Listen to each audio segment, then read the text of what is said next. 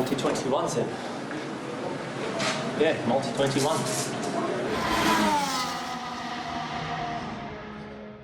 Bonjour à toutes, bonjour à tous, bienvenue dans une émission de Multi-21, c'est la rentrée des classes. Yeah. Et pour faire cette rentrée, je suis avec mes professeurs préférés, Pierre Wesley, salut Pierre. Élève Clément Châtelier, bonsoir. Et Thomas Felizardo, salut Thomas. Salut Clément, salut Pierre, salut tout le monde. Alors, messieurs, on va parler bien évidemment de cette rentrée et de ces deux grands prix des Pays-Bas, des Pays-Bas, j'allais dire de Belgique en me trompant, de Pays-Bas et d'Italie.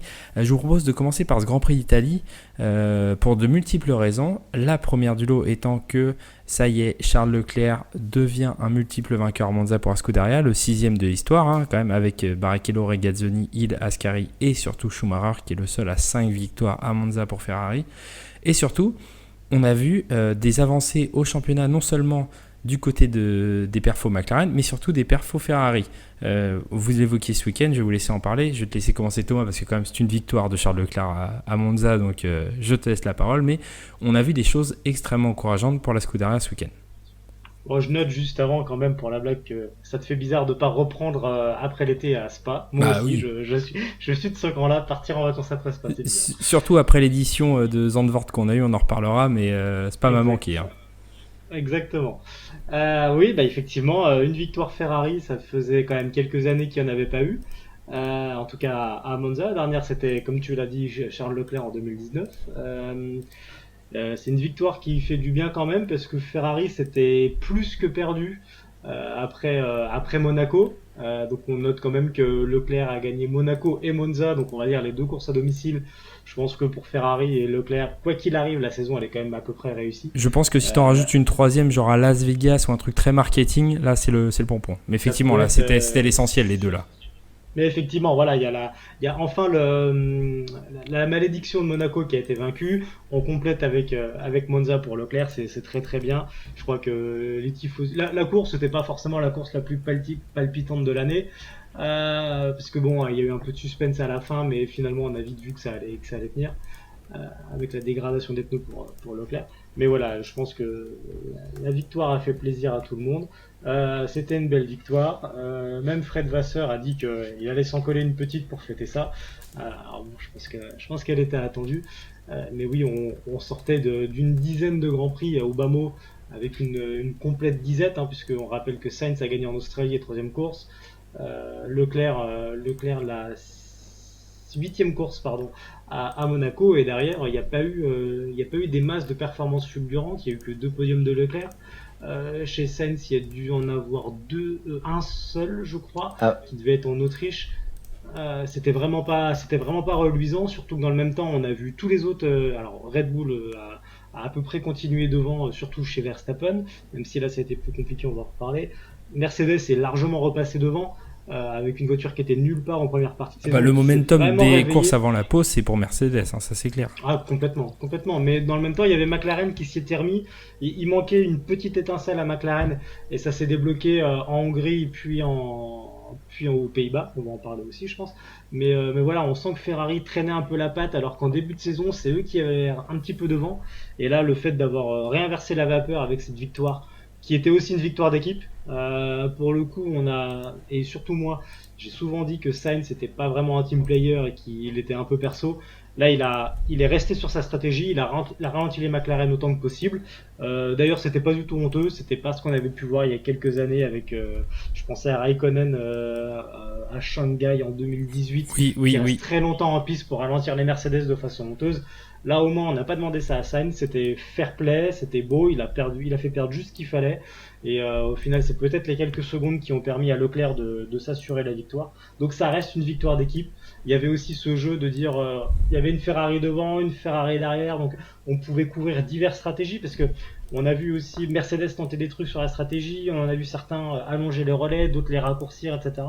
Donc en plus, je sais pas si c'était fait exprès ou pas, mais il y avait un petit jeu à la radio, surtout chez Sainz, en disant non mais de toute façon s'ils s'arrêtent maintenant, ils iront jamais au bout. Alors que eux ils s'arrêtent au même moment et ils vont au bout. Et c'était assez drôle, et du coup voilà, c'est quand même une victoire d'équipe à mon sens, et ça la rend un peu plus belle. Pierre, sur cette victoire de Charles Leclerc à Monza. Monza, de base, ça reste une ambiance très très particulière. Alors, quand en plus t'as une voiture rouge qui gagne, bon bah, enfin là, l'effervescence du public. Ouais, je crois que depuis quasiment 2019, on n'avait pas vu un truc pareil. L'envahissement de la piste, etc.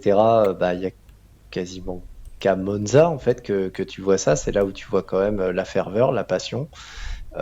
Leclerc, il partait pas en pôle, mais au niveau de la qualif, c'était ultra serré. Euh, Ouais.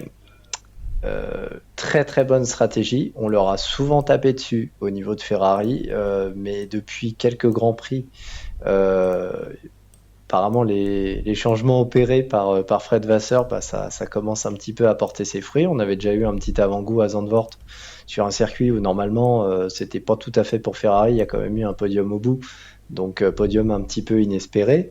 Et là sur la gestion des gommes, alors qu'il faisait quand même assez chaud.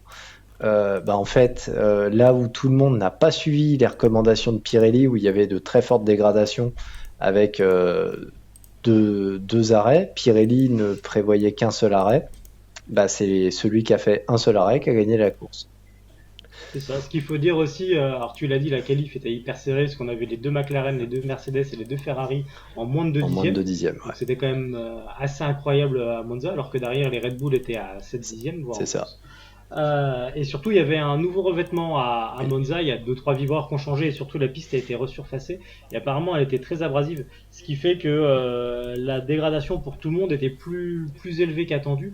On l'a même vu en F2 sur la course. Les super soft, je crois, ne tenaient pas du tout Oui. et tout le monde s'en débarrassait très vite. Donc ça a surpris un peu tout le monde et je pense que c'est ce qui a mené beaucoup à penser à la stratégie à deux arrêts et surtout qu'on a vu certaines équipes comme Red Bull par exemple faire dur, médium, dur, ce qui est pas hyper courant comme stratégie. Non. Mais comme tu l'as bien dit, c'était la stratégie préconisée par Pirelli qui était de faire médium dur qui a gagné à la fin. Et de la belle manière, mais avec une voiture, pas les deux. On voit que Sainz était un petit cran d'arrière. Non, D'habitude, c'est vrai qu'on... Pardon. non, mais par contre, Sainz a quand même pas mal œuvré, notamment sur le dernier tiers de course par rapport à la victoire de Leclerc. Tu l'as Oui, d'ailleurs c'est ce que je souligné. disais tout à l'heure. Ouais.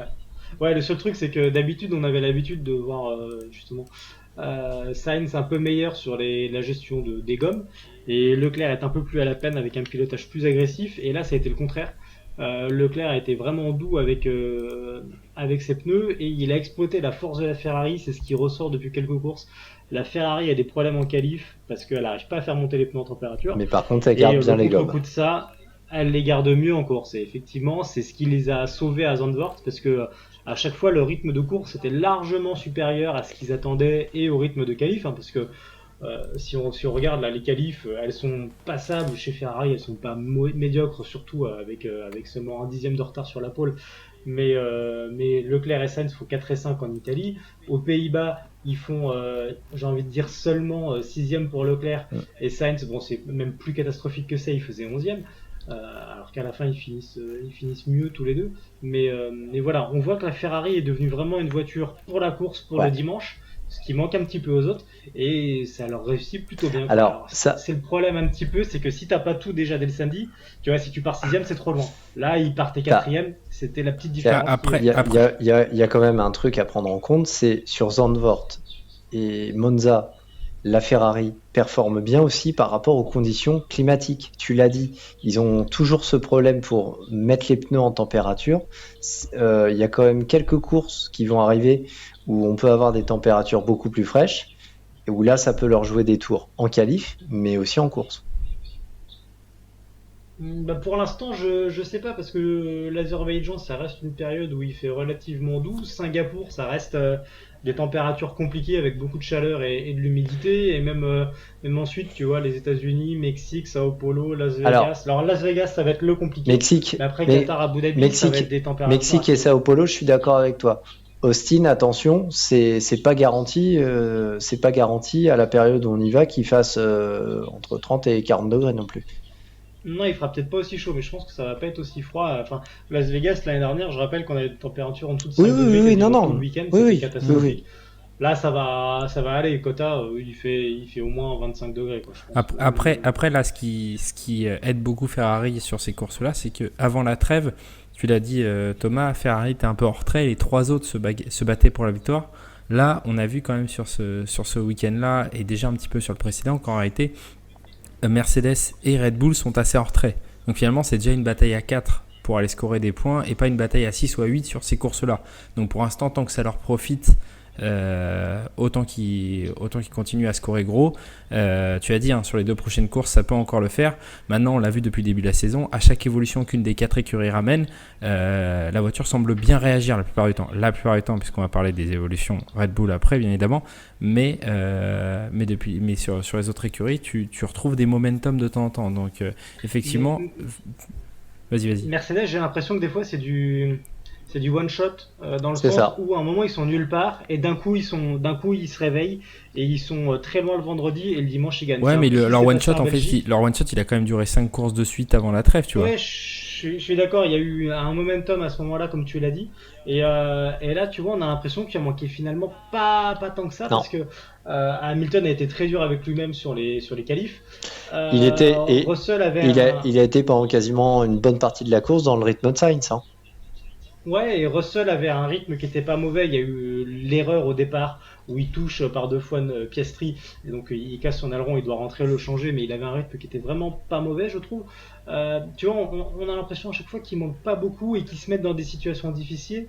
Mais c'est juste que là, on est vraiment dans le cas où les équipes, à mon sens, sont très proches. Ça se joue au 10e, et du coup, le moindre faux pas, le moindre petit truc de travers qui va derrière te mettre dans le peloton, qui va te mettre un peu plus loin, qui va devoir te faire décaler ta stratégie de 2 tours, etc. Tout ça, à la fin, ça fait des secondes entières, et c'est ce qui fait des gros écarts entre les équipes à la fin, parce que quand même, bon, je parle pas des McLaren et des Ferrari, mais enfin de Sainz en tout cas, mais Leclerc il finit 22 secondes devant Hamilton, et je pense que si tu mets tout bout à bout, Ouais. c'est plein de petites erreurs qui font qu'il y a 22 secondes à la fin. Ce qui n'était pas forcément le cas les avant, 20 où on se rappelle de Verstappen qui remonte de la 20e place, et puis au bout de 10 tours il est premier, et puis les 22 secondes, c'est le coup grosso merdo d'un arrêt. Hein. Ouais, il y a ça aussi, il y a la gestion des pneus où tout le monde fait 2 arrêts. C'est vrai, t'as raison. Leclerc en fait qu'un arrêt, donc c'est vrai aussi ce que tu dis, Pierre. Et on le rappelle depuis le début de cette saison, le plateau est vraiment ultra serré, que ça soit à 3 ou à 4 écuries, et des fois pour 1 ou 2 dixièmes, ces petits dixièmes, au final, ils peuvent te coûter très très cher. On se rappelle au Canada où en 10e, tu passais de la 2e place à la 6e place sur la grille, c'était plus tous les mêmes courses. Tu prends pareil. Ce week-end, c'était pareil. Hein. Tu prends de Piastri à Hamilton, pardon, il y a même pas 8 centièmes. C'est ça. Il y a même pas 8 centièmes en 5 voitures. C'est incroyable. Tu prends à Zandvoort l'élimination d'Hamilton en Q2, ça joue à que dalle, quoi. Non mais oui. Non, mais effectivement. Donc, et c'est là où je disais qu'il faut vraiment tout mettre bout à bout pour les équipes. C'est exactement ça. Ouais. Le moindre petit faux pas te met très loin derrière, et derrière ça fait effet boule de neige. C'est ce que je disais, c'est qu'à Zandvoort, Leclerc part 6, donc de 6 il remonte que 3. En Italie il part 4, il arrive à remonter premier. Tu vois, c'est le fait d'être déjà devant au premier virage, au premier tour. Il arrive à doubler une des 2 McLaren, parce qu'il y a l'attaque entre Piastri et Norris, où pour le coup les 2 pilotes ont très bien géré, parce que j'ai trouvé que l'attaque de Piastri était propre, c'était fair play, et que Norris n'a pas trop défendu, malgré le fait qu'il y avait une première place à défendre. Ils ont bien pris en compte tous les deux qu'ils étaient équipiers. Peut-être que Piastri a un poil surpris Norris, et c'est pour ça que Norris a perdu la place, mais derrière Leclerc s'engouffre tout de suite dans la brèche, et il avait déjà gagné une place au départ grâce à Russell, et ensuite il en gagne une deuxième grâce à Norris. Ça a même été plus musclé, selon moi, entre Leclerc et Norris qu'entre Piastri et Norris. Oui. Leclerc passe dans l'herbe pour doubler, mais effectivement, et quand tu es là, le fait d'être en 4ème place, ça permet à Leclerc de saisir cette opportunité. Déjà, si Leclerc il part 5ème, c'est plus la même histoire, et la course c'est plus la même, et je pense qu'on a un doublé Mercedes. Je suis d'accord. Donc tu vois, tout ça fait qu'il faut tout mettre bout à bout. Et c'est ça qui est beau à voir. Pour revenir justement, on parlait de Lando Norris qui était en pole position. Sur ces 2 grands prix, c'est quand même 2 pole positions pour Lando Norris, et une victoire à Zandvoort. Et alors là, messieurs, parlons de façon plus large, on commence à sortir les petites calculatrices, mais mine de rien, Norris reprend 16 points à Max Verstappen en 2 courses. Alors vous allez me dire, quoi, 16 points, c'est tout seulement c'est pas beaucoup. Sauf que ça fait qu'il a 62 points de retard, il reste 8 courses, ça fait 7,75 points à rattraper par course, soit moins que son rythme actuel. Je parle même pas du titre pilote puisque McLaren est seulement à 34 points et il reste que 8 points à rattraper. 34 points en 2 week-ends, il reste seulement 8 points à rattraper.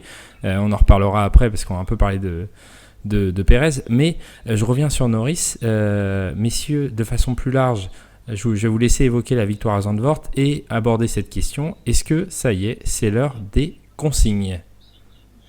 Vas-y Pierre. J'aurais tendance à penser que les consignes, elles auraient dû être mises en place peut-être même dès la Belgique, et désolé, hein, mais pour moi, dès la Hongrie, la Hongrie, c'est dur encore un petit peu parce que tu la voles vraiment à Piastri si tu fais ça, quoi. Ouais, et puis il y a la première victoire de Piastri. C'est ça. Je suis d'accord avec toi dans le fond, oui. Pierre. Mais c'est un coup à détruire un pilote. Non, mais de toute façon, qui ont raté leur première tu l'avais dit, Pierre. Tu l'avais dit, Pierre, au moment de la course, et on était d'accord avec toi de dire que s'il manque 3 points à la fin de la saison, ils vont s'en mordre les doigts. Ça, c'est clair. Alors, la première de Piastri, les gars, je suis d'accord. Mais au soir du Grand Prix de Grande-Bretagne, Norris, il a 171 points. Piastri, il est à 124. Bon, je veux dire, soit tu dis dès le départ, nous, on s'en branle du championnat pilote. On est vraiment sur le championnat constructeur. Et là, ok, pas de souci. On essaye, une fois qu'on a sécurisé le constructeur, on regarde le pilote. Là, le problème, c'est que au moment de la victoire en Hongrie, ils n'ont rien sécurisé du tout. Ouais, mais regarde, si tu parlais de la Grande-Bretagne, au moment de la Grande-Bretagne, Norris, il a 84 points de retard sur Verstappen. Oui, mais Piastri, il y a vraiment quelqu'un. Mais peu importe, est-ce qu'à ce moment-là, avec 84 points de retard après 13 courses, et une dynamique qui n'était pas celle que. Enfin, en Grande-Bretagne, on pense encore que Red Bull est loin devant et que c'est des petites erreurs qui font qu'ils ont raté. Quand tu as 84 points de retard, tu ne penses pas, je pense, à ce que Norris aille chercher Verstappen au championnat. Tu sécurises la première victoire de Piastri parce que Piastri, autant que Norris, c'est l'avenir de l'équipe. Donc ça veut dire que tu veux le mettre en confiance, tu veux lui assurer un bon environnement, et surtout le fait qu'il ait sa première victoire, ça peut déclencher plein de trucs chez un pilote. Et si ça déclenche rien sur 2024, ça peut déclencher des choses en 2025. Encore une fois, on a vu plein de pilotes rater leur première victoire de peu, et derrière ça les détruit pendant 2 ans. Je suis assez d'accord, mais là par exemple sur Monza, si je peux juste rebondir là-dessus sur 2 choses. La première, c'est que même au soir du Grand Prix de Belgique, on continuait à dire que Verstappen limitait la casse et continuait d'assurer le coup. Et même au soir de Zandvoort, on le disait, sauf que là, on voyait déjà une différence de rythme. En fait, c'est depuis le retour de la trêve où on voit vraiment une différence de rythme de la Red Bull, et on voit que le paradigme a changé malgré la deuxième place de Max Verstappen à Zandvoort. Et la deuxième chose, attends 2 secondes, je termine. Au soir de Zandvoort, la mec, je veux dire, alors je vais pas dire la hiérarchie est assez claire, mais la dynamique, elle a clairement changé. Oui, voilà, c'est pour ça que je te dis qu'avant Zandvoort, tu peux pas le faire. Et la Hongrie, c'est bien avant Zandvoort. Et la deuxième chose, pour rebondir sur ce que dit Thomas. Encore, et t'as raison Clément, en Belgique, Verstappen reprend des points Norris. Exactement. Donc, oui, il finit devant. Attends, si je peux juste finir là-dessus. La deuxième chose que je veux dire, et c'est là où je te rejoins totalement Thomas, c'est que McLaren, ils ont Norris avec eux depuis 2019. Ils ont attendu jusqu'en 2024 pour le voir avoir sa première victoire. Et on a vu comment ça a miné Lando Norris. On a vu ce que lui a fait la Russie en 2021. On a vu le Lando no-win et tous ces moments où il a complètement craqué, ne serait-ce qu'au sprint du Qatar face à Piastri. Tu peux pas laisser la victoire échapper à Piastri. Je suis désolé, Thomas a raison. Piastri, c'est un 2001. Il a 23 ans. C'est l'avenir de l'équipe peut-être pour les 10 ans à venir. Tu ne peux pas t'en séparer maintenant parce que tu ne sais pas si Norris partira ailleurs. Ton leader, ça deviendra Piastri peut-être. Piastri, tu es obligé de lui donner sa première victoire, de le débloquer. Ouais, je suis d'accord. Moi, après, ce qui m'a. Soyons clairs, j'ai rien contre Piastri. Ce qui m'a dérangé, c'est la façon de faire de McLaren. Alors, ça, par contre, si tu parles de la Hongrie, j'imagine, on est d'accord au niveau de la Hongrie, voilà. sur les supplications, machin, etc. Ouais, mais c'est là que tu vois que Norris n'a pas tout à fait joué le jeu, parce que Norris avait l'impression qu'il avait débranché la radio et qu'il allait dans son truc. Et à un moment, il y avait une phrase assez forte de son ingénieur de course, Will Joseph, qui dit là, on est en train de te sauver les miches. Si tu gagnes pas, il le dit à peu près comme ça en plus. Il dit si tu lui donnes pas la place, t'es mort dans l'équipe. Et ça montre aussi que McLaren croit en Piastri pour les prochaines années et voit peut-être un potentiel dans Piastri qu'elle ne voit pas dans Norris, parce que même si Norris a été re-signé pour plusieurs saisons, faut peut-être en parler maintenant, mais est-ce que Norris c'est pas un peu tendre? Piastri, il est moins rapide, ça je vous l'accorde, il a aussi moins d'expérience, il est moins constant.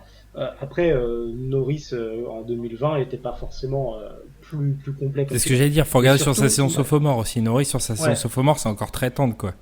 Mais Piastri, il a cet instinct de tueur. Piastri, il n'hésite pas deux fois. On parlait tout à l'heure du dépassement à la deuxième chicane à Monza.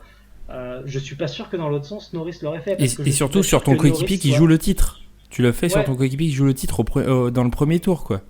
Mais tu le fais proprement quand même. Et tu le fais proprement. Mais tu le fais quand même, tu vois, tu le tentes. Et on a critiqué Norris, enfin moi j'ai un peu critiqué Norris en Autriche parce que je l'avais trouvé tendre face à Verstappen. Je suis pas sûr que si tu mets Piastri dans la voiture à ce moment-là, le résultat soit le même. Je pense que le dépassement de Verstappen, il n'y a pas besoin de s'y reprendre à 4 fois.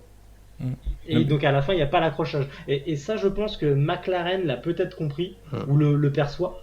Et c'est là où, encore une fois, je pense qu'ils veulent pas se mettre Piastri trop à dos et lui dire bon, maintenant t'es un pilote numéro 2 machin, t'as eu ta chance, maintenant on arrive vraiment dans le money time, il faut te laisser la place à Norris. C'est là ça. Où je suis d'accord, Pierre, avec toi, c'est que d'un point de vue comptable, il y avait du sens à ce que Norris finisse devant Piastri à Monza. On est d'accord. Ça par contre, on est tous d'accord. Oui, effectivement. Et ça, comme constat, tu peux déjà le faire au soir de Zandvoort. Oui, tu peux déjà le faire au soir de Zandvoort, ça on est d'accord. Et c'est pour ça que tu dois le laisser passer en course à Monza, parce que ce constat, tu peux le faire au soir de Zandvoort. Oui. Maintenant que ce constat est fait, là, c'est deux courses qui étaient coup sur coup, où on n'avait pas encore vraiment la teneur de ce qui se passait chez Red Bull. Maintenant, on a 15 jours de pause, enfin 10 jours de pause, maintenant on enregistre jusqu'à Bakou. Du côté de McLaren, ça doit être 10 jours qui ne font penser qu'à une seule chose, c'est venir dire à Piastri, regarde, on t'a fait confiance depuis le début, on est avec toi, comme dit Thomas, on croit en toi pour l'avenir, tu le sais très bien. Maintenant, jusqu'à la fin de la saison, on va devoir privilégier Norris parce que, comme l'a dit Pierre, il y a 40 points d'écart au championnat. Et c'est une réalité comptable que tu ne peux pas nier à ce moment-là de la saison. Ça, on est d'accord. Ouais. Le seul truc, c'est est-ce que Norris a vraiment pour intérêt à ce que Piastri soit... est-ce que Piastri a pour intérêt à ce que Norris soit champion?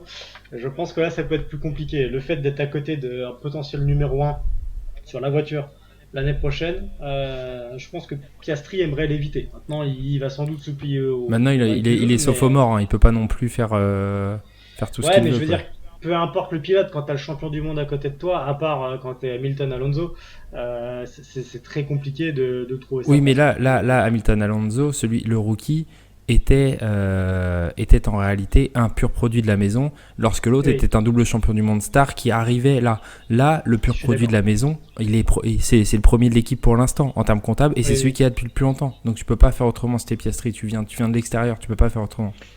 Oui, je suis d'accord, mais par contre... c'est là où Piastri... Ce que je veux dire, c'est que Piastri a tout intérêt à mettre les bouchées doubles d'un point de vue perf, pour ne pas être dans la situation où il doit laisser passer Norris. S'il a 15 secondes d'avance, on va pas lui demander de ralentir et de laisser passer Norris. Ça on est d'accord. Non, c'est pareil. Et c'est là où Piastri doit élever un petit peu son jeu. Vas-y Pierre. Oui, non. Après, sur la façon de l'amener au niveau de Piastri et de la façon dont ça doit être exécuté, on va éviter les déboires. Pardon, Thomas, mais on va éviter les déboires. Fernando, il se fasse Tarzanio, quoi. Ce genre de choses, c'est mieux de l'éviter. Maintenant, mais même si tu vas à l'extrême récemment, on va éviter un Ferrari 2019, par exemple. On est totalement d'accord là-dessus.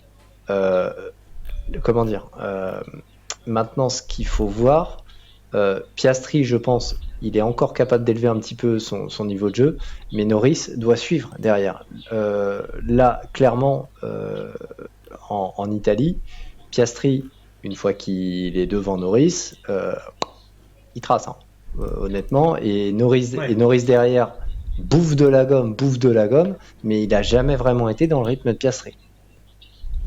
Ouais, et c'est là où le fait que Piastri soit décisif et vraiment cet instinct de tueur prêt à sortir le dépassement au bon moment, je pense que c'est ce qui fera la différence à un moment, peut-être pas en 2024, mais sur 2025, si la dynamique continue comme ça, mais c'est ce qui peut aussi fin 2024 faire en sorte que Piastri soit trop loin devant pour laisser passer Norris. Par contre, si Norris veut éviter cette situation sur la fin d'année 2024, il y a aussi quelque chose qu'il va falloir régler, c'est ses départs.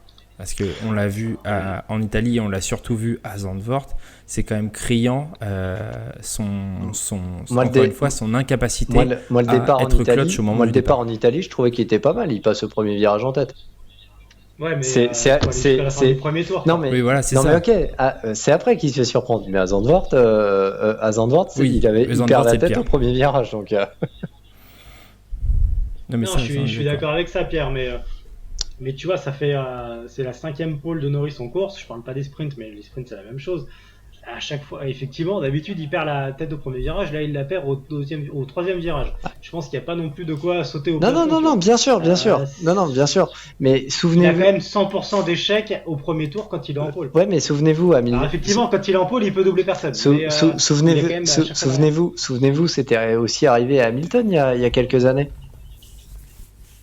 Ouais, mais c'était pas la même dynamique. Hamilton, quand il a été devant, tu vois, tu prends les premières poles d'Hamilton, il est allé au bout de l'histoire et il a gagné tout de suite. Tu vois, il a pas attendu 2 ans comme Clément en parlait tout à l'heure. Mais Sochi 2021, il fait la pole, il se sort sous la pluie parce qu'il y a des conditions, etc. Machin. Il a attendu 2024 pour avoir une autre opportunité. Alors, on a discuté en long, large, en travers de Miami et je pense que si on en parlait aujourd'hui, on n'aurait pas forcément le même discours qu'il y a 4 mois. Mais ce que je veux dire, c'est que Hamilton, il avait déjà prouvé plein de choses. Il a pas attendu des années pour gagner. Il a pas attendu plusieurs pôles pour finir le premier tour en tête et pour aller chercher. Non, je suis d'accord. Norris, je suis désolé, ça le met en difficulté à chaque fois. Non, c'est pas là-dessus. Souvenez-vous, il y a quelques années, Hamilton rencontrait le même problème. C'est-à-dire, oui, mais ce que je voulais dire, c'est qu'Hamilton avait déjà prouvé des choses. Donc Hamilton savait rebondir. Derrière, Hamilton avait déjà la capacité, il avait déjà l'expérience de faire tout ça. Et j'ai envie de dire, il y a quelques années, il était déjà à 55 victoires, qu'il en avait 56 ou 57, c'était pareil. Tu vois, je veux dire, là, on parle d'un pilote qui a 2 victoires. Tu vois, c'est pas la même dynamique. On est d'accord. Ouais. Pour revenir sur le sujet de cette suite de saison, j'aimerais qu'on aborde l'autre écurie qui joue les titres, c'est Red Bull. J'en ai vite fait parler en disant qu'ils étaient que pour le titre constructeur ça fondait sur eux, pour le titre pilote il y avait encore un peu d'avance. On rappelle quand même que Max Verstappen sur les 2 qualifs se prend une demi-seconde par Lando Norris en moyenne à Zandvoort et à Monza. On rappelle aussi que tout à l'heure on disait oui les 8 premiers incroyables en Italie, enfin vous disiez même les 6 premiers parce que les Red Bull prennent une tôle. Les Red Bull prennent une tôle à tel point qu'en qualif, Sergio Perez est plus proche d'Alexander Albon que de Max Verstappen quand même. Donc il est même plus proche de Nico Hülkenberg. C'était une qualif incroyable d'Albon, mais voilà. Il n'y avait pas tant d'écart que ça entre les 2 Red Bull d'ailleurs. Non. Il y avait 4 dixièmes en temps absolu. À Zandvoort, oui, pardon. Oui, mais je veux dire à Monza, il y avait. À Monza, il y avait 4 dixièmes. Non, à Monza, il fait 1,20,022 alors que Perez fait 1,20,062. Il y a 4 centièmes. Ouais. Il y a 4 centièmes. Alors attends, il faut que 40 millièmes. T'as un problème de virgule, Clément. C'est possible, il faut que je regarde. Il y a 4 centièmes. Il y a vraiment pas beaucoup à. 4 centièmes, je confirme. Non, alors non, je reprends, excusez-moi, c'est parce que je parle en meilleur temps absolu et que les deux le font en Q2. Leur meilleur temps, que Max Verstappen le fait en Q2. Parce que Max Verstappen se foire aussi sur la Q3, il faut le dire. Effectivement, il y a eu ça en Q2 où je crois que les Red Bull ont tourné en pneus usés. Et Verstappen a roulé plus vite en pneus usés. Absolument. Il se plaignait de l'équilibre en pneus neufs sur la Q3. Non mais voilà, mais donc pour dire que Sergio Perez c'est très compliqué, et là on a parlé suffisamment en long, en large et en travers du numéro 2 de McLaren, Piastri, pour dire que c'était déjà un numéro 1 bis. Par rapport à Perez et Verstappen, tu parlais cette semaine, Thomas, des titres pilotes et des titres constructeurs, et t'as envoyé un beaucoup plus serré que l'autre, je vais te laisser en parler. Ouais, effectivement, le titre constructeur, là, on a l'impression qu'il est serré, mais en fait, est-ce qu'il n'est pas quelque part déjà joué quand on voit la dynamique? Tu disais qu'il y avait 2 pilotes numéro 1 chez McLaren, c'est aussi vrai chez Ferrari, parce qu'on n'a jamais vraiment mis Leclerc en avant par rapport à Sainz, on a toujours donné la chance aux deux. Il n'y a pas vraiment eu de stratégie volontairement dans un sens ou dans l'autre. Il y a eu des erreurs, mais il n'y a pas eu de volontairement en avantage l'un ou l'autre. Il y a des Et que jeunes Sainz a équipes, bien hein, résisté en comme- qualification. Il est quand même derrière Leclerc, mais il a bien Oui, résisté pour l'instant. non, mais globalement, sur les 3 ans de comparaison, Leclerc est devant d'une Oui, courte mais je parle de tête. Sainz a 2024. vraiment pas rejoint. Ouais, non, je suis d'accord. Le seul truc en 2024, il y a une course d'écart, mais bon, ça fait partie de la vie. Ce que je voulais dire, c'est que comme on a des équipes qui ont 2 pilotes pour marquer des points, alors que Red Bull n'en a probablement qu'un, en tout cas à mes yeux, il y en a qu'un, puisque Perez est beaucoup trop loin de Verstappen au global pour vraiment faire quelque chose. J'ai l'impression aujourd'hui, je vous dis tout, on enregistre le 3 septembre, 2 jours après Monza, j'ai l'impression que le titre est fait pour McLaren. Je vois pas avec la dynamique actuelle comment ils peuvent le perdre. Pour moi, celui-là est déjà fait. Maintenant, tu l'as dit tout à l'heure, en tout début d'émission, il y a 62 points entre Verstappen et Norris, avec un taux de 8 points par course en plus pour Norris. À la fin, on arriverait avec 2 points d'écart au championnat. Et pour moi, du coup, le championnat de pilote est plus serré. Sans compter les malgré un sprints en plus grand plus. Sans compter les sprints. Ouais. Malgré un écart comptable qui est beaucoup plus grand, puisqu'on parle de 8 versus 62, pour moi, la dynamique fait que le championnat pilote est plus serré, parce qu'à mon sens, le championnat constructeur, dans ma tête, il est joué. J'ai du mal à voir là comment, sauf si Red Bull nous fait une grosse évo avec une grosse fin de saison, j'ai du mal à voir comment Verstappen. En fait, comment McLaren. le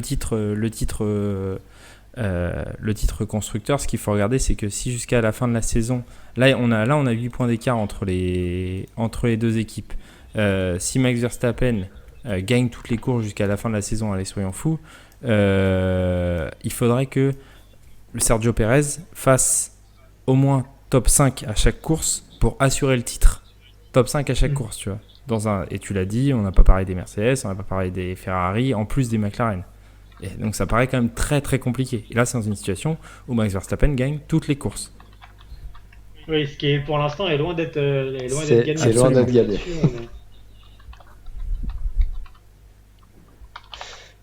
Oui, non, bah. Vas-y. Je te rejoins. Enfin, là, en développant un petit peu ton analyse, oui, je pense que le championnat pilote jusqu'au bout, ça risque d'être très très serré. Selon moi, il y a aussi la fiabilité qui risque peut-être de jouer des tours aussi bien à Red Bull qu'à Verstappen. Je m'explique. Il me semble que c'est en Belgique où Verstappen a monté son 5e moteur. Oui, absolument. J'ai du mal à voir un 5e moteur qui fait 10 courses. Alors même si derrière tu peux aller taper dans le stock de pièces un petit peu anciennes, machin, etc., tu prends quand même un sacré risque. Ouais, effectivement, puis il va falloir bien choisir le circuit où tu prends. Pour moi, si t'es malin, tu rechanges un bloc à Sao Paulo. Sao Paulo, on a vu que ça marchait. En 2021 avec Hamilton. Et il y a une sprint. C'est plutôt une bonne. Et il y a une sprint, donc effectivement, ça peut faire le double. Alors, même si la sprint, voilà, elle est complètement dissociée de la course. Hein. On n'est pas comme en 2021 avec Hamilton, mais au moins, pour moi, c'est comme Spa, c'est vraiment le circuit où tu peux exploiter vraiment le moteur à fond. Vegas, pour moi, après, tu peux la jouer un petit peu smooth et un petit peu sécure. Le Qatar, tu sais que tu vas taper un petit peu dedans, et tu sais qu'Abu Dhabi, tu vas taper dedans. Mais bon, après, c'est ton dernier bloc, tu t'en fous, tu sais qu'il reste 4 courses. Bah, tu peux te permettre d'envoyer pleine bourre, quoi. C'est ça aussi. Autant le mettre au Brésil et il te reste 4 courses plutôt que le mettre au Qatar et il t'en reste. C'est ça. À l'inverse, peut-être, ça risque d'être un point de faiblesse pour McLaren. Ou McLaren sera peut-être plus dans la préservation. Ouais, ça sera des stratégies. Je pense que McLaren, s'ils le sentent, ils peuvent aussi monter un bloc neuf à Sao Paulo, quitte à dire, bah voilà, Verstappen met un bloc neuf, on en met un aussi, on part à égalité et on sait qu'on va remonter. Ça peut être une stratégie. Ouais, mais dans ces cas-là, tu montes un bloc neuf pour Norris et Piastri ou que pour Norris? Non, je pense que tu sépares les deux. Ok. Je pense que tu mets pas les deux le même week-end, ça te permet d'assurer au moins potentiellement une victoire chez un des deux pilotes. Là-dessus, je pense que c'est en tout cas ce que je ferais si j'étais en place. J'ai calculé en même temps qu'on discutait là. Il faut quand même noter que depuis la Hongrie, donc on parle de seulement 4 courses, McLaren a repris 70 points à Red Bull. Mais c'est énorme. Hein. Ce qui est colossal. Donc là où Norris n'en a pas pris tant que ça, j'ai pas calculé, mais à vue de nez, on doit parler d'une vingtaine de points.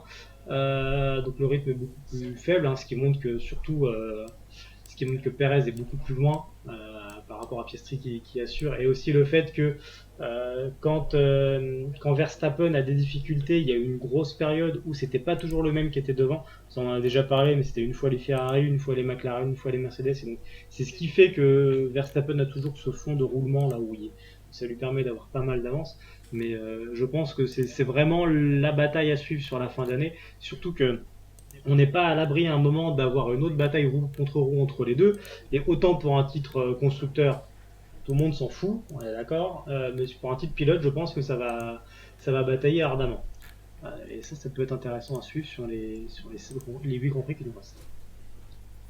Oui, je suis absolument d'accord. Et là où en plus ça peut être, il peut avoir un avantage pour Verstappen dans le titre pilote, c'est que plus McLaren va se rapprocher du titre constructeur et donc plus Piastri va être performant, plus il va poser problème peut-être potentiellement à Norris dans la situation dont on parlait tout à l'heure. Donc c'est là aussi, en se rapprochant d'un titre, McLaren peut aussi s'éloigner d'un autre s'ils n'arrivent pas à bien gérer, d'où ce qu'on disait tout à l'heure, il va falloir mettre des consignes très rapidement en place pour éviter ce genre de situation. Ah bah, surtout avec le mental de Norris qui est parfois un peu frêle. On a parlé d'épaule, on a parlé de tout ça, de l'instinct de tueur de Piastri que Norris n'avait pas. Tout ça, ça peut jouer à un moment et ça se trouve, ça va être un gros échec à cause aussi de ce manque peut-être de préparation et de conditionnement. Parce que le fait de mettre Norris clairement numéro 1 et de dire c'est notre pilote numéro 1 pour la fin de saison, on veut qu'il aille jouer le titre et Piastri fera tout pour Norris, ça aussi ça peut mettre Norris dans une bulle de confiance qui peut l'aider, et tant qu'il n'y a pas ça, peut-être qu'il restera frêle et qu'il y a des choses qu'il n'osera pas, il y a des choses où il peut rater, etc. Il y a aussi McLaren qui doit avoir un impact là-dedans. Oui, et qui en cas de première ligne 100% McLaren comme on a vu ici à ce Grand Prix d'Italie, peut demander à Piastri de verrouiller une seconde position pour laisser Norris s'échapper dans les premiers tours. Il faut dire, on garde les positions avant le premier virage et surtout, il n'y a pas d'attaque, quoi. C'est obligatoire. Oui. Maintenant, c'est obligatoire. On est d'accord. Pour passer sur des sujets beaucoup plus légers, parce qu'on a beaucoup parlé quand même de cette lutte pour le titre et des voitures de devant, parlons de la première de Franco Colapinto quand même. Déjà, je pense qu'on est tous les trois d'accord pour dire que Logan Sargent est un des deux pilotes dont on peut arrêter la carrière en F1 immédiatement. L'autre est, je pense, un pilote chinois de chez Sauber. Si on est... Ah oui, c'est vrai que j'avais oublié. Oui. Je l'avais oublié. Non, mais au vu du rythme actuel, on pourra en reparler plus tard, mais oui. Tu as raison. Et bon, alors Colapinto, on rappelle, attention, information du clan Schumacher qui dit que Colapinto amènerait 4,5 millions de dollars, soit 500 000 $ par course jusqu'à la fin de la saison, et c'est pour ça qu'il a été choisi. Peut-être reste qu'on a vu une première bonne qualif de Colapinto, soulignée de façon très subtile par Louis Alareda qui nous parle de Colapinto depuis à peine 4 ans, voire plus. Si vous connaissez du merchandising Colapinto, surtout vous n'hésitez pas. Oui, même des gobelets de brosse à dents et trucs comme ça, on s'en fout, il prend. Mais on a vu un Colapinto finalement, hors du rythme par rapport à Alexander Albon, il faudra voir sur les prochaines courses, mais pas largué non plus, et assez solide en course. Est-ce qu'il a une petite chance de se montrer pour 2026, parce que pour 2025 c'est mort, ou est-ce que vraiment on est sur une pige à l'Alexander aussi 2015 ? Déjà, je dirais qu'il n'était pas si loin, puisqu'il finit qu'à 14 secondes d'Albon, ce qui est pas mauvais en soi, même s'il est 12e et donc pas dans les points, mais entre lui et Albon, il y a seulement Magnussen et Alonso. Magnussen, on va peut-être on va en parler à la fin, oui. Plein des choses, mais je ne l'ai pas trouvé déméritant. Maintenant, est-ce qu'il aura un jour une vraie place en F1 ? Je ne pense pas. Je pense qu'il est sur aucun radar. Si ce n'est celui de Williams, mais Williams a, je pense, verrouillé Albon et Sainz pour 2025-2026, donc je vois pas où Colapinto pourra arriver. Aujourd'hui, on pourrait dire il y a Sauber, mais 2026 ce sera Audi, et donc je les vois pas prendre un Colapinto chez Audi.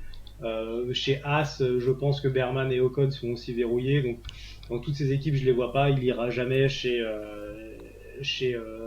Toro Rosso, AlphaTauri, etc., etc. Alpine, bon, on verra s'ils sont encore là d'ici là. Mais bon, très honnêtement, je pense que la carrière de Colapinto fera les 9 dernières courses de 2024. Et derrière, je pense qu'il sera un très bon pilote sur un championnat d'IndyCar ou de WEC, quelque chose comme ça. Mais malheureusement, il n'aura jamais sa chance en F1.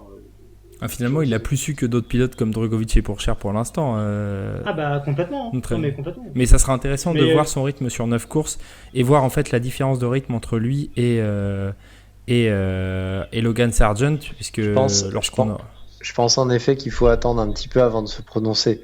Là, Oui, bien sûr. on se doutait quand même que la Williams à Monza, il y avait peut-être moyen de faire un petit truc. Donc bon, Albon l'a fait, mais c'est une voiture qui est très à l'aise sur cette piste.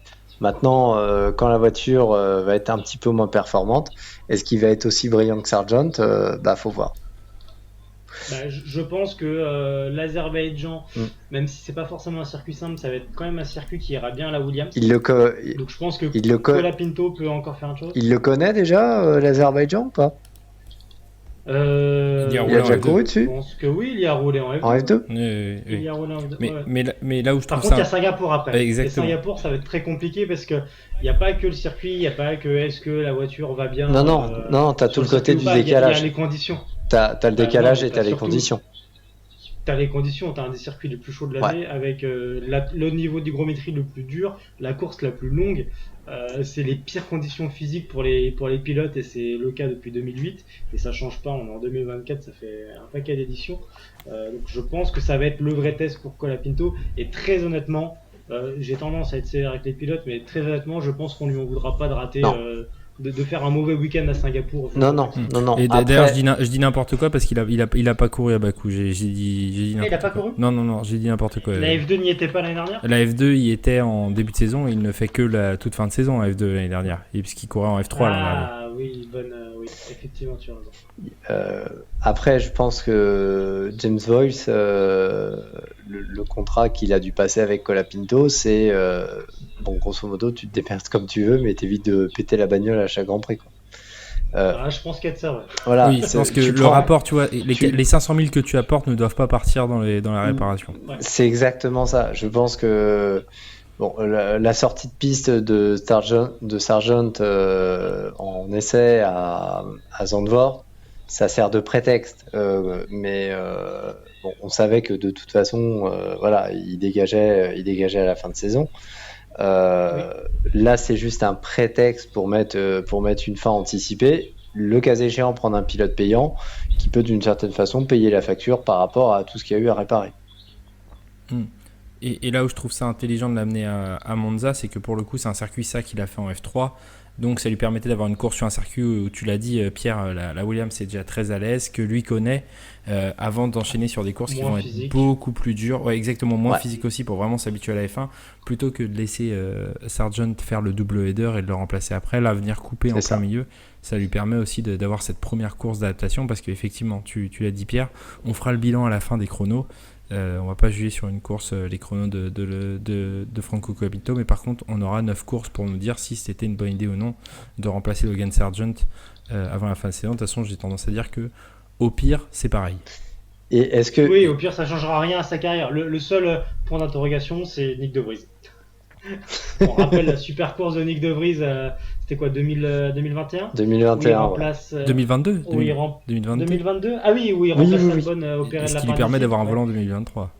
Ouais, où il fait une super course où il finit dans les points et en fait il a fait une saison 2023 catastrophique. Donc je pense que de toute façon on saura. Il a pas, comme tu l'as dit, ça changera rien. Il a pas fini la saison en plus. Et il a pas fini la saison. Il s'est fait débarquer à mi-saison. Oui, tu as raison. En parlant de changement de pilote, vous en avez vite fait parler, mais Kevin Magnussen sera suspendu pour l'Azerbaïdjan. Donc on va avoir peut-être un nouveau pilote sur la grille, peut-être pas. Est-ce que ça va être Fittipaldi, est-ce que ça va être Biermann ? Je pense qu'il y a de bonnes chances quand même qu'on envoie Biermann, vu comment sa saison de F2 est déjà flinguée. Autant le préparer tout de suite pour la F1.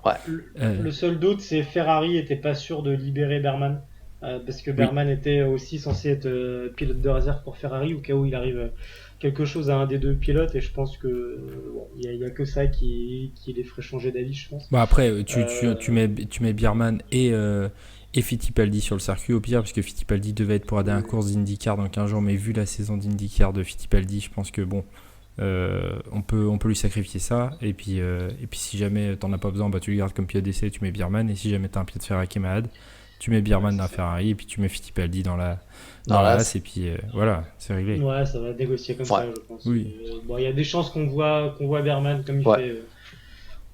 Après, ça peut être risqué pour lui d'être parachuté comme ça, à bas coût, en redécouvrant la voiture, et puis dire bah juste ce sera ta deuxième course de la saison. Ouais, super. Par contre, si elle se passe mal, l'attente jusqu'en mars va être très longue et va lui faire poser plein de questions. Et ça peut lui faire un mauvais début de saison parce qu'il peut être pas très confiant si la course se passe mal, s'il finit dans le mur, si je sais pas. Après pour l'instant, faut rappeler que sa première course c'était quand même à Jeddah sur un circuit qui était extrêmement exigeant et qu'il a été plus que prudent et plus que consciencieux dans ce qu'il a fait. Là, effectivement. Ouais, mais il a été parachuté au dernier moment. Effectivement. C'est-à-dire le samedi matin, on lui dit hop, t'es dans la voiture. Il avait moins, c'est ce que j'allais dire, il avait moins le temps d'y penser. Alors que là, effectivement, il va avoir une semaine pour y penser et que ça peut. Parce que je pense qu'il y pense déjà. Oui. Il y pense déjà. Donc, il y a ça ouais, aussi. mais est-ce que, concrètement, il sait qu'il est chez As l'année prochaine. Est-ce que justement, ça peut pas être valorisant et au contraire, ça peut être une expérience positive d'avoir une première approche avec éventuellement des membres de ta future équipe, etc. Commencer à se familiariser un petit peu avec le milieu. Il s'en fout, il vient pas pour taper un résultat. Ça peut être prise de connaissance, tu fais le job, tu pètes pas la bagnole, et puis t'essaies de faire de ton mieux.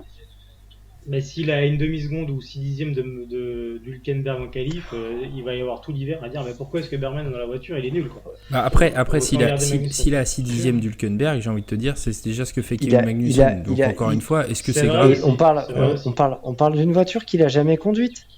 C'est ça. Donc, non, mais je suis d'accord avec toi, Pierre. Moi, je suis d'accord avec Pierre que ça peut lui faire un premier repérage qui, justement, pourrait, durant l'hiver, le remettre en confiance par rapport à sa saison de F2 qui est catastrophique. À mon avis, faut pas qu'il sorte. Tu gagnes un sacré paquet de temps avec un truc comme ça. Ouais, sur un Grand Prix comme ça, je sais pas. Moi, je pense que tu as moins de risques sur un Grand Prix que sur plusieurs, parce que sur plusieurs, tu peux créer une spirale négative. Sur un, si ça se passe mal, bah, tu peux toujours dire, oui, bah l'autre, ça s'est bien passé à Jeddah, et puis c'est bon. C'est pas... Ouais, c'est pas faux. Non, ça se tient. Tu vois. Et bon, après, pour l'instant, c'est un Grand Prix, mais faut voir ce que l'ami K-Mag nous fait en revenant aussi. Hein. Ça peut être... c'est ce que j'allais dire. J'en ai parlé avec un ami cet après-midi. On pense qu'il y a des chances qu'il remplisse ses 12 points d'ici la fin d'année. Alors ce sera peut-être au soir d'Abu Dhabi seulement, mais il va y avoir une autre course d'exclusion avant la fin d'année. Est-ce que ça sera en provision d'une prochaine course comme Jenson Button, qui je rappelle a toujours une pénalité à purger, à purger depuis 2017, peut-être un jour. Mais je pense qu'effectivement, K-Mag en aura une autre d'ici la fin d'année. Ça me paraît évident. Il va être all-in, il sait qu'il sera pas sur la grille en 2025. Il va y aller. Oui, on est d'accord. Pour terminer, depuis la dernière fois qu'on s'est parlé, on a eu l'officialisation de Jack Doohan et de Kimi Antonelli. On en a déjà beaucoup parlé de ces deux pilotes depuis le début de la saison. Est-ce que vous voulez rajouter un mot là-dessus ou est-ce qu'on en a déjà dit suffisamment et puis on verra juste le dernier siège? Jack Doohan, c'était cousu de fil blanc. Oui. Antonelli, Wolf, l'avait dit à demi-mot, mais bon, c'était tellement prévisible que bah voilà. Surtout quand Sainz a signé chez Williams, à partir du moment où il y avait plus c'est ça. Chez Williams, à partir du moment où Sainz a signé avec Williams, tu savais que de toute façon, voilà. Wolf, jusqu'à la fin, je pense qu'il y a eu des tractations du côté de Verstappen. Maintenant, chez Red Bull, ils sont pas fous et autant, bon, sur 2025, ça semble pas possible. Maintenant, à voir ce que Red Bull, avec Ford, sont capables de proposer.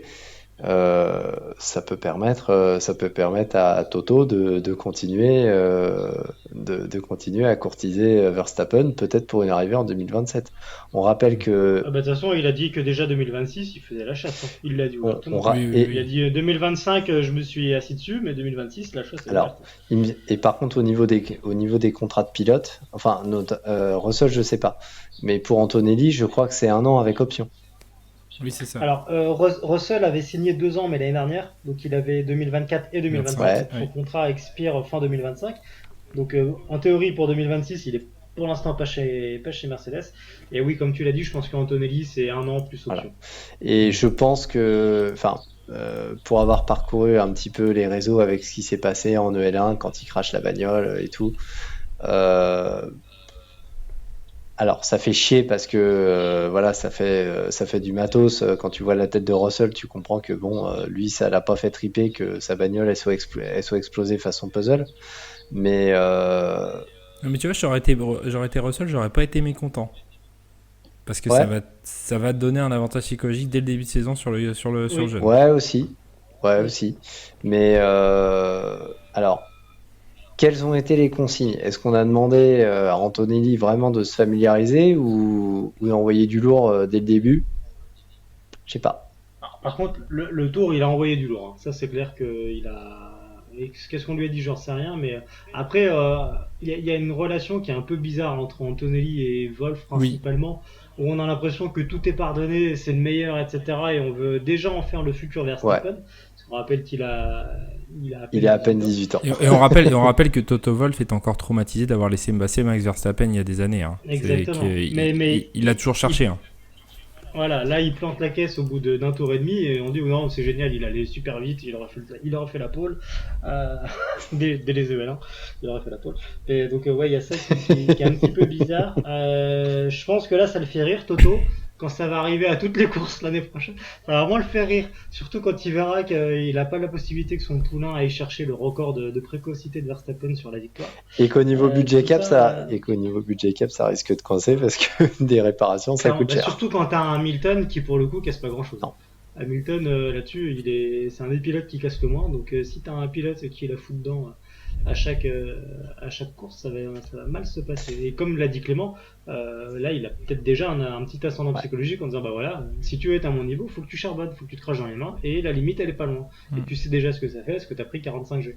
Donc ouais effectivement c'est une bonne. Pour terminer en douceur cette émission, messieurs, je vous propose de donner vos pronostics pour les deux noms restants sur la grille. Alors bon, chez Racing Bulls, on est dans une bataille à 3 entre Ricciardo, Lawson et Adjar. Moi personnellement, je pense que ça sera Lawson, je sais pas vous. J'ai envie de rêver et de dire Isaac Hadjar? Tsunoda chez Red Bull et Lawson Adjar chez Racing Bull. Alors ça c'est mon rêve aussi, mais je te parle de la réalité maintenant. Ouais, ce sera Lawson. Ok. Je Ce pense, sera Lawson je, Adjar comme tout le monde va faire une année sur les bas-côtés. je pense aussi Lawson et je pense Hadjar, troisième pilote Red Bull. Ok. Oui, ça va être quelque chose comme ça. Et alors, chez nos amis Kick, Sauber, Steak, F1 Team, Audi, Alfa Romeo, machin, mes trucs, nous avons une bataille entre Guan Yu Zhou, Guan Yu Valtteri Zhou. Bottas, nous avons aussi Kevin ça donne Magnussen, envie, hein. Gabriele Oh là là. Bortoleto, Zayn Maloney et Théo Pourchaire. Une bataille à 6. Qui c'est qu'on voit Pourquoi Bortoleto serait dans cette bataille? Parce que ça a J'ai du mal ça a été donné comme nom par, Ah ouais par notre ami, j'ai oublié son nom, directeur de Sauber, Binotto. Mince. Oui, Binotto. Ah d'accord, eh ben, c'est une bonne nouvelle, je savais pas. C'est une très bonne nouvelle. Je dirais Maloney parce que... Alors non, je vais dire Bortoleto. Parce que je vais dire Maloney puisqu'il est dans l'académie. Bah du coup, comme il est dans l'académie, Bortoleto. Mais Bortoleto n'est pas dans l'académie. Oui, voilà, exactement. Oui. Mais justement, J'ai compris ta blague. justement. J'ai compris en même temps que je le disais. Je suis trop con. Pardon. Mais non, tu ne l'as pas dit. Ouais, ouais, non, je pense que pour 2025, ils vont peut-être encore garder Guan Yu Zhou, histoire de taper un petit peu de fric. Et puis, voilà. Bon, on rappelle que la seule Ouais, chose de qui. taper tout court. Hein. Hein? On rappelle que. De taper tout court Aussi. dans un mur. La seule chose qui favoriserait Zhou Guanyu par rapport à Valtteri Bottas, c'est que Bottas veut un multi-year, alors que Zhou Guanyu est prêt à prendre une seule année. Donc c'est la seule chose qui le favoriserait. Après, moi, je suis d'accord. Je suis d'accord avec Thomas qu'il était mis sur le côté. Ouais, et je pense que au vu des derniers chronos de Zhou qui étaient quand même plus lents que Sargent, et au vu du fait que tu as déjà un pilote expérimenté avec Nico Hülkenberg, je pense que moi je serais sober, je dégage les deux et je vais prendre un jeune. Et j'aimerais que ce soit Théo Pourchaire, bien évidemment. Tiens, j'ai pas cité Robert Schwartzman d'ailleurs, qui a fait des ELA, on sait pas pourquoi. Oui. Mais je pense que Gabriele Bortoleto peut être ce garçon-ci dans la voiture, effectivement. Ouais, et puis Bortoleto a une espèce de vista qui est assez impressionnante et je trouve qu'il a une bonne réussite en plus d'avoir une bonne vitesse. Si j'étais eux quand même, quitte à avoir un pilote de l'académie, je prendrais Maloney, mais Bortoleto, je pense, est bien placé parce que après, je sais pas, comme il est dans l'académie McLaren, etc. Est-ce que moi, je trouve c'est un problème d'ailleurs pour McLaren, parce que McLaren a Norris, Piastri et Bortoleto. Oui. Pour le placer, ça peut être sympa. Bah par contre, là, on parlait tout à l'heure de si Norris ou Piastri ne peuvent plus se voir, là tu as déjà le remplaçant quoi qu'il arrive, qui est tout trouvé pour venir. Par contre, il faut pas le laisser filer à la Piastri chez Alpine ou le mettre sur la touche comme Russell chez Mercedes et Williams pendant 3 ans. On est d'accord. Ça peut te frustrer un pilote et le faire partir. Faudra pas laisser trop longtemps. Par contre, je reviens sur ce que tu disais, mais par contre, moi, si c'est entre Maloney et Pourchaire, s'il faut prendre un gamin d'académie, je préfère prendre Pourchaire que Maloney pour le coup, mais par contre, je préfère prendre Bortoleto par rapport aux deux. Je peux comprendre que Pourchaire, après la saison 2024 qui a été... Alors, on n'est pas tout à fait d'accord sur la partie Super Formula, mais pour moi, il s'est un peu grillé. Il y a l'IndyCar où, du coup, tu sais pas pourquoi est-ce que McLaren l'a pas gardé, etc.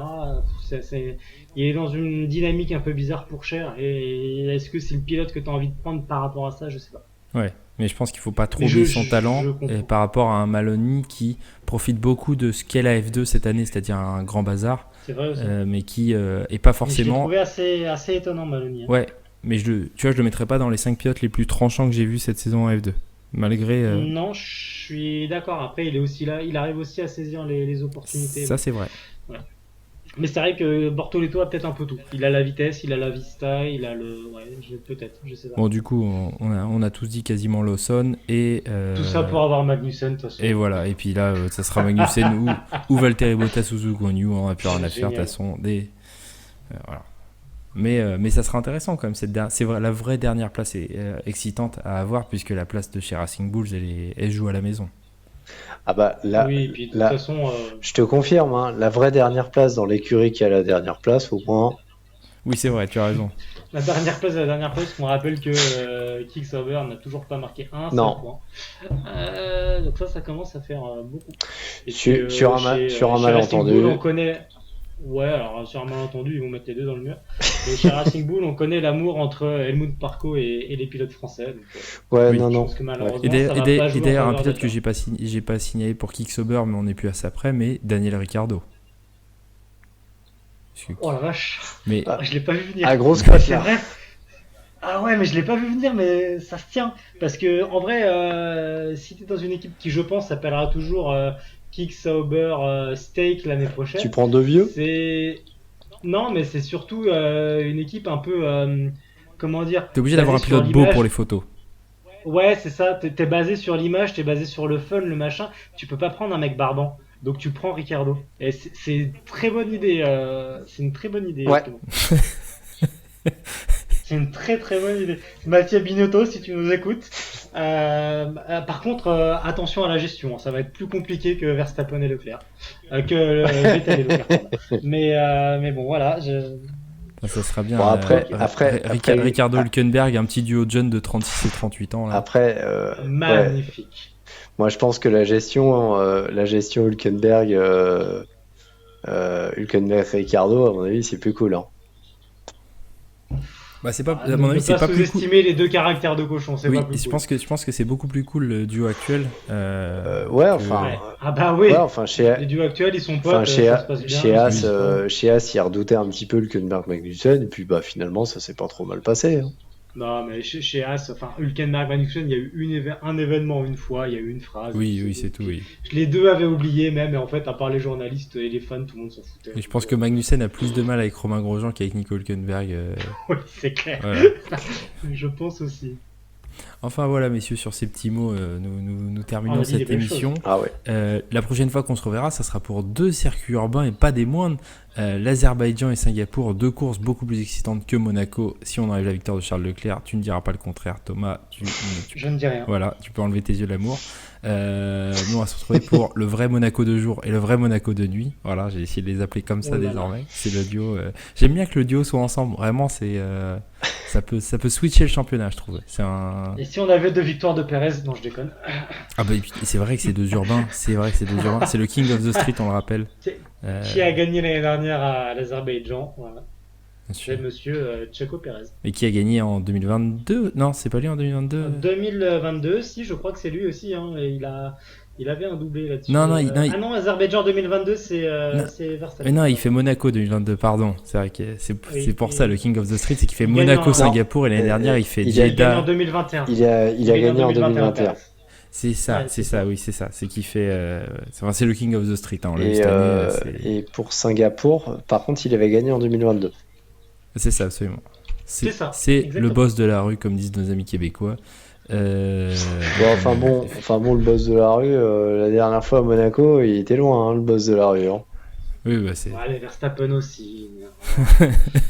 Enfin, Enfin bon, du coup, annoncé par Thomas, doublé de Sergio Pérez, 2 victoires, bien évidemment. Et entre ça et Ricardo chez Sauber, on en a dit des belles choses. Hein. Ah bah oui, enfin, de toute façon, ce qui compte, c'est les premières 55 minutes d'émission. Les 5 dernières minutes, faut pas écouter, c'est quand les enfants sont couchés. Messieurs, sur ces bêtises, je vous remercie pour et ça cette tombe longue bien, émission de demain, il n'y a débrief. pas école. Et effectivement, en plus, demain, on est mercredi, puisqu'on enregistre mardi soir, faut dévoiler tous les coulisses.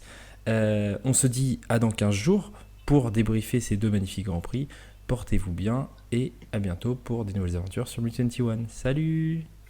Merci à tous, à plus. Le pouce, la cloche, et puis à très bientôt. Merci à vous tous.